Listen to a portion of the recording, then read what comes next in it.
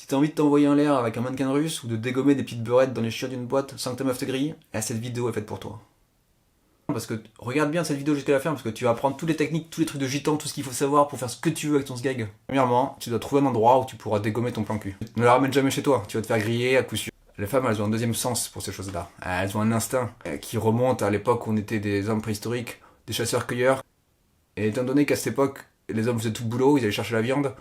Et pour une femme, perdre la protection de l'homme, c'était quasiment un suicide. Les meufs, elles ont un instinct, un sixième sens quand il s'agit de savoir si leur mec est en train de les tromper.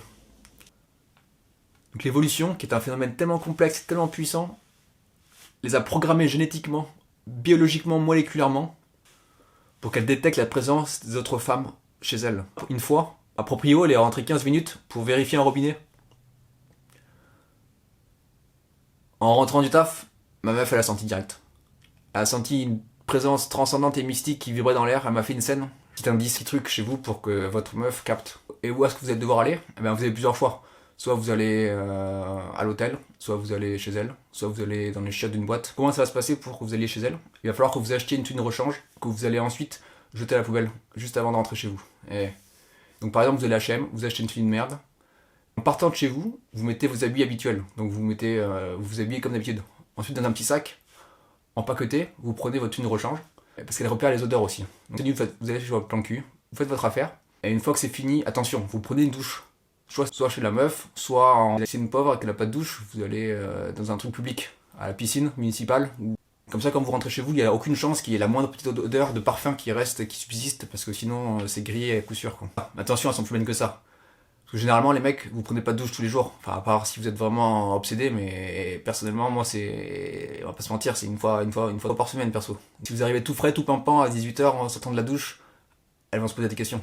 Ce que je vous conseille, en rentrant, vous tapez un sprint. Comme ça, vous arrivez éclaté, en sueur, en transpi total. Elle n'y verra que du feu. Et en plus, vous faites du sport. Elle est pas bien faite, la vie. Vraiment le genre de coïncidence qui me fait penser des fois que Dieu doit exister. Ça, c'était pour la logistique. Maintenant, on va passer à la sécurité du réseau. Le gros problème de nos sociétés modernes, c'est les réseaux sociaux. À l'époque, tu stranglais une meuf dans les chiottes d'une boîte, tu rentrais chez toi, impossible qu'elle te retrouve. Impossible qu'il y ait le moindre contact. C'était fini. Terminado. Maintenant, il faut vraiment faire gaffe à beaucoup de choses. Donc, évidemment, vous bloquez votre plan cul sur tous les réseaux. Et il va falloir jouer un jeu d'acteur quotidien. C'est tous les jours, c'est toutes les secondes. Le plus important, c'est ça. Il faut qu'il y ait absolument aucune différence dans votre comportement. Il ne faut pas qu'elle remarque le moindre petit changement qui pourrait lui laisser penser que vous avez fait quelque chose que vous regrettez. Donc s'il y a le moindre petit changement, elle va se poser des questions.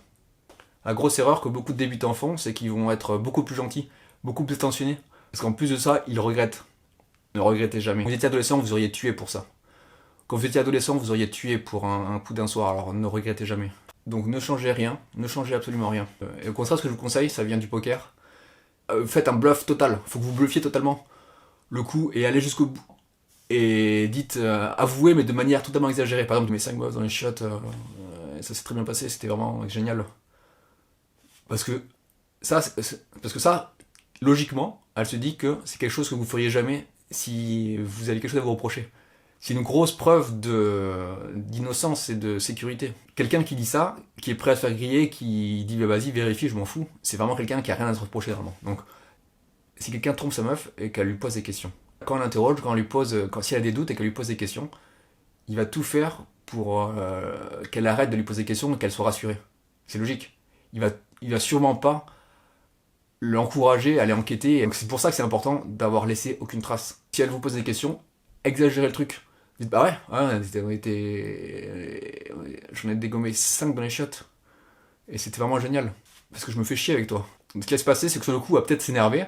Mais ensuite, elle va réfléchir, elle va cogiter. Et elle va se dire, mais s'il a quelque chose à se reprocher, il dirait jamais ça. Il faut qu'elle se pose des questions. Si elle vous pose pas de questions, si elle n'est pas parano, les chances qu'elle soit en train de vous tromper avec un gros macho latino, elles sont quasiment de 100%. C'est indispensable. Donc il faut absolument que vous appreniez à répondre à ces questions, que vous compreniez ce qu'elle essaie de faire, où est-ce qu'elle essaie de vous emmener, et comment vous allez la manipuler. Donc je répète, si vous n'avez pas parfaitement compris. Un lieu sécurisé, où vous laisserez aucune trace, pas d'habits, pas de barrettes, pas de bagues, pas de bijoux qui traînent, des habits de rechange, que vous jetterez à la poubelle. Ne pas jouer les innocents, ne pas essayer de la rassurer. Accentuer le truc. Accentuer le truc au contraire. Le sujet devrait prendre 10 heures pour être traité. Vous, parce que c'est peut-être la première vidéo de la chaîne, mais c'est pas la dernière, je vous le dis. Et ça va être que des vidéos dans ce genre. Ici, c'est la Mongolie, aucune limite. Abonnez-vous, partagez cette vidéo, envoyez à des potes. Et voilà, cette vidéo est maintenant terminée. Si vous voulez beaucoup plus de conseils et que j'aille beaucoup plus en détail, parce que j'ai vraiment fait que survoler l'ensemble des possibilités, laissez-moi un message dans les commentaires. Et si j'ai beaucoup de réponses, je ferai une vidéo beaucoup plus précise. Et bien sûr, abonnez-vous et partagez cette vidéo.